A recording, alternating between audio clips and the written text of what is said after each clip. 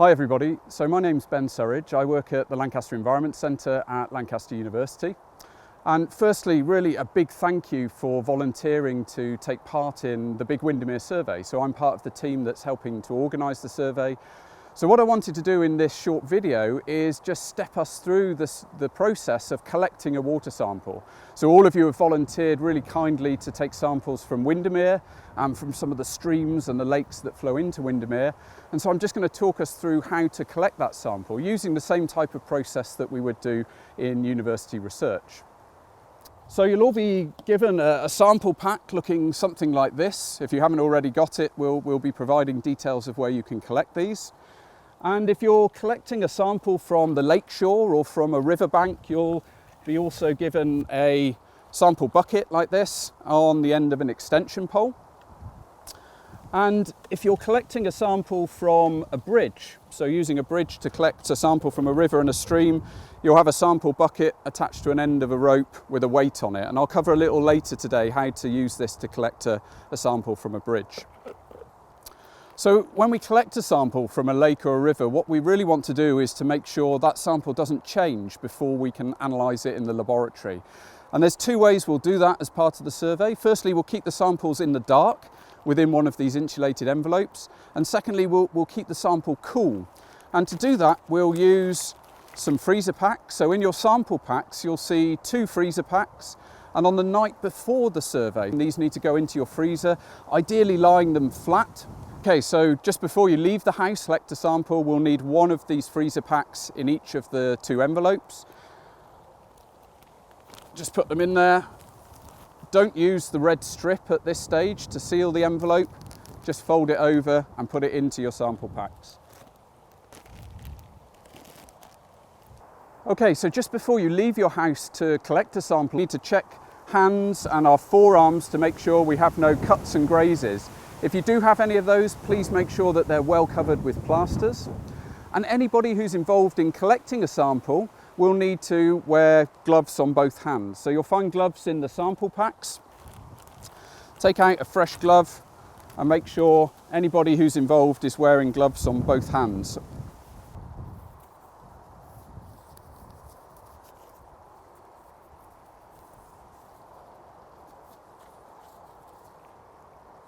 Okay, so we now need to begin to collect our sample, and the basic principle here is that we don't want anybody entering the water as part of actually collecting a sample. So that's you, your family, your friends, your dog who might be involved in collecting a sample with you. We need you to stay out onto the lakeshore or onto the river bank. And the reason for that is that we don't want to disturb the sediment that's on the bed of the river or the bed of the lake and incorporate that sediment within the sample. We really want a clean sample of the water column. So to do that, we'll use this extension pole.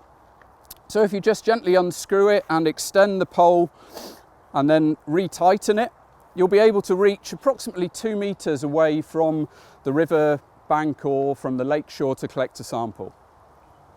So the first thing we'll do then is just reach in. Be careful not to disturb the bed of the river or the lake if you can with the bucket. Fill the bucket and bring it back to the shore. Okay, these buckets have been cleaned in the laboratories at university, but the best practice is to make sure that we rinse the bucket before we start collecting our samples as part of the survey. So we don't really want to pour that back into the river or to the lake where we're then going to collect a sample. So we need to try and pour this away in an area where it's not going to flow back in. Okay, we're then ready to fill the bucket again from the same spot. And this time bring it back to the shore, find a level area and put the bucket down. So the next thing we're going to do is take a water temperature measurement in this sample. Okay, so to take the measurement of water temperature, in the sample pack you'll find a probe. If you turn the power button on, and on the front of the probe, just make sure that the switch is set to degrees Celsius. And then the end of the temperature probe here needs to be submerged in the water. So when the probe is in the water, we need to set a phone timer or your watch timer for 3 minutes. And so we'll let the temperature stabilise over those 3 minutes, and then you'll find in the sample pack a piece of waterproof paper and a pencil, and we need you to record the water temperature after those 3 minutes have passed.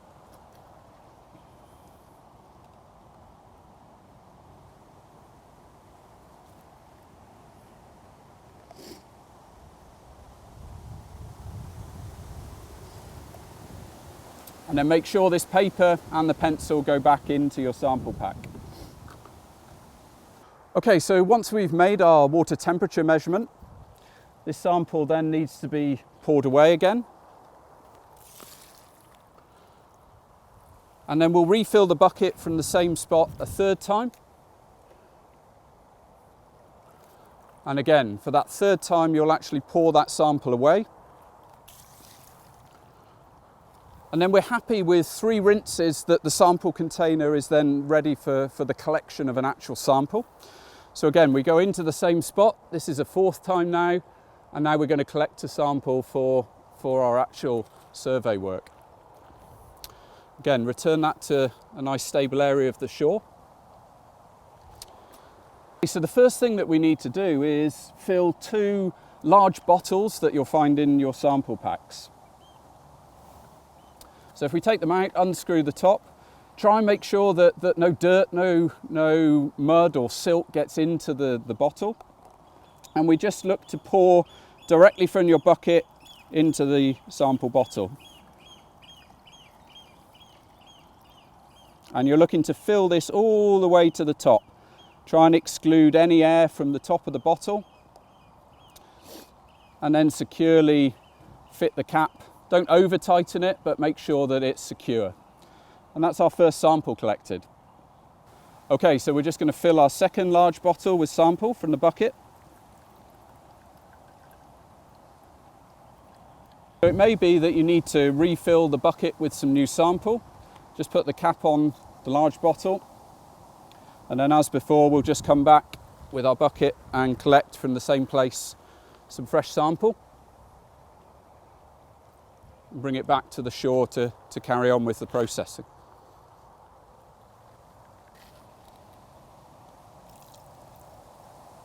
And as before, fill the bottle to the very top. Try and make sure there's no air in the top. Carefully secure the cap. Just tighten it to make sure there's no leak. So when these 2 bottles are full, they need to go into the insulated envelopes, 1 bottle in each envelope.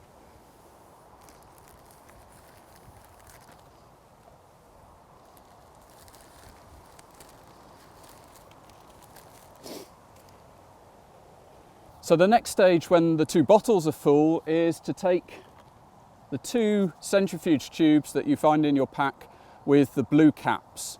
And again, these just need to be filled directly with water from the sample bucket.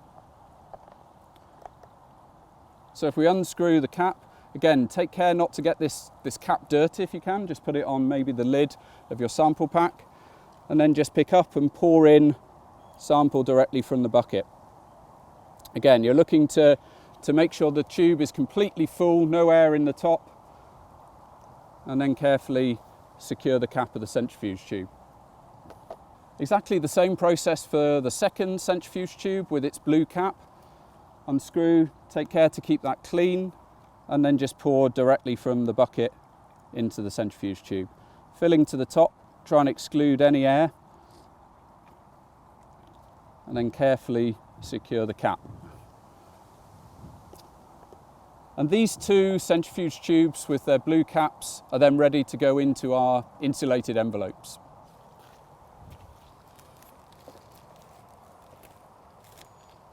So the final stage will be to collect a filtered water sample. And you'll find a plastic bag in your sample pack that contains everything you need for that filtered sample. So if we just open it up,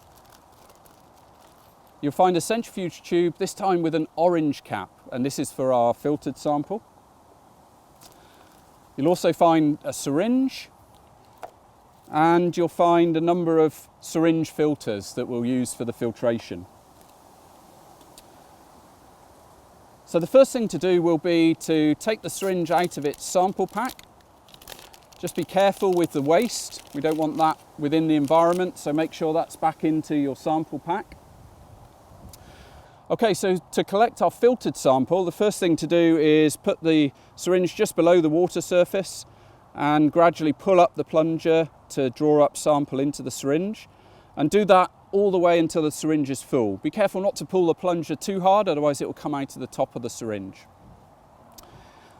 Then take one of your syringe filters, just carefully peel back the paper covering to reveal the syringe filter, and then the syringe will just screw onto the top of the syringe filter. Just do that a little bit and you should be able to take the syringe filter out of the packet.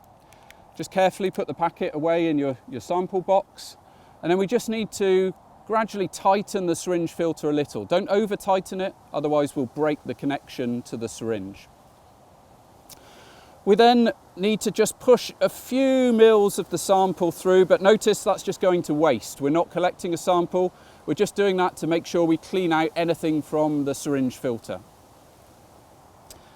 Take your centrifuge tube with the orange cap. Again, take care to keep the cap clean. And then we're ready just to gradually push our sample through the syringe filter. There's probably going to be some resistance here, but if you just push gradually, you should be able to move the sample through the syringe filter.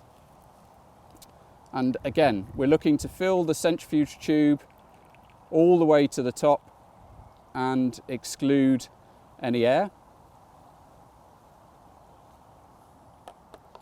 When you've done that, again, carefully put on the orange cap, and that sample is then ready to go into one of our insulated envelopes.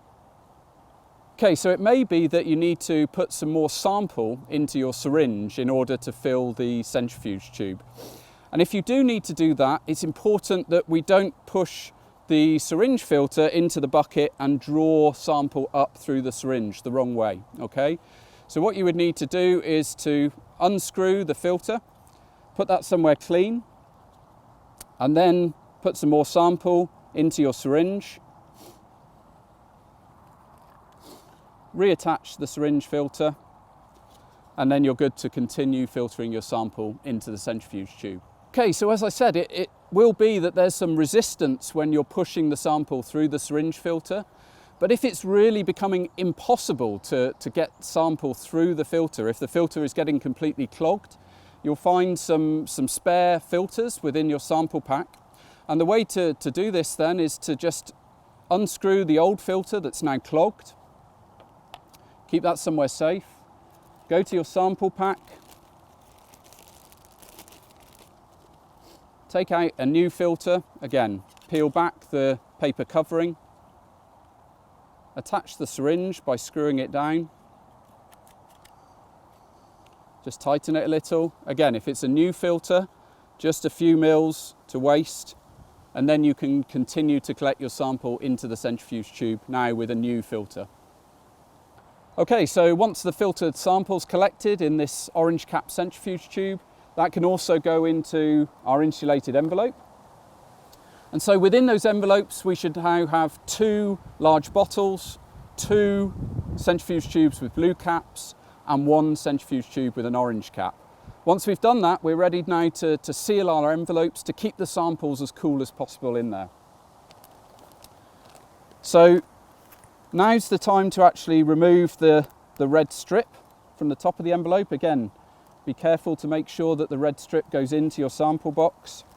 And then we're looking to fold down the envelope and use the sticky seal to seal that in place. Exactly the same with the second envelope. Peel off the red cover into your sample box and then use that to seal down the envelope and keep that secure. Okay, so when they're closed, these are then ready to go back into your sample packs. And then we also need to make sure that we collect up any waste that we've used during the sampling and make sure that also comes into the sample packs and is not left around in the environment.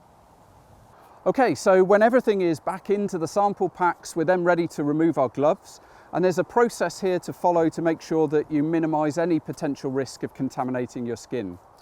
So the first thing is to pinch the outside of one of your gloves and then just roll it down over your hand, okay? And then scrunch that glove into the palm of your other glove. And now with your finger, just go in underneath the end of your glove and pull this over so that you're only touching the inside of your glove, not the outside. You can then pull that off your other hand, only touching the inside. And then these gloves need to go into our plastic bag that was within our sample pack, okay? Okay, so when the gloves are off, you'll find some hand sanitizer in the sample packs.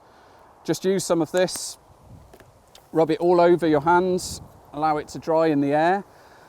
But this is really just a first stage. Nothing beats soap and water, so as soon as possible, encourage you to make sure you thoroughly wash your hands with soap and water. Okay, so the very final thing we'll ask you to do is to take 2 photographs to represent the site where you've collected your sample from. So one photograph will be taken looking from the riverbank or the lake shore out across the water. So if you just take a phone and in portrait mode, try and capture the water's edge and then out into the river or the lake. Once you've done that, just turn 180 degrees. And now the second photograph is of the landscape next to the river or lake from which you've taken your sample. So again, in portrait mode, ideally up to the horizon as far as you can see, collect a second photograph. And we'll provide information about where to send those 2 photographs as part of the survey. So if you're collecting a sample from a stream or a river off a bridge, then you'll follow exactly the same process in terms of filling bottles and filtration and temperature measurements that we've described for people selecting sites that are next to lakes or on the riverbank. However, you'll use a slightly different device to collect a sample, and that will be a sample collection bucket attached to the end of a rope with a weight on it.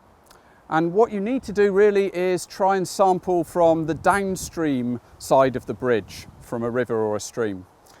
So if we just let our sample bucket go down into the flow,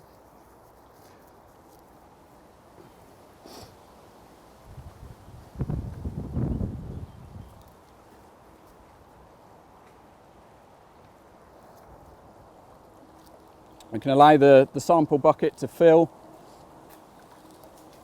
and then gradually pull this back up to the bridge. So just as we did earlier in the video, we would need to empty that bucket to make sure it's rinsed and conditioned, and then we would be able to continue with our sample process, collecting new water from the stream and river as you need to.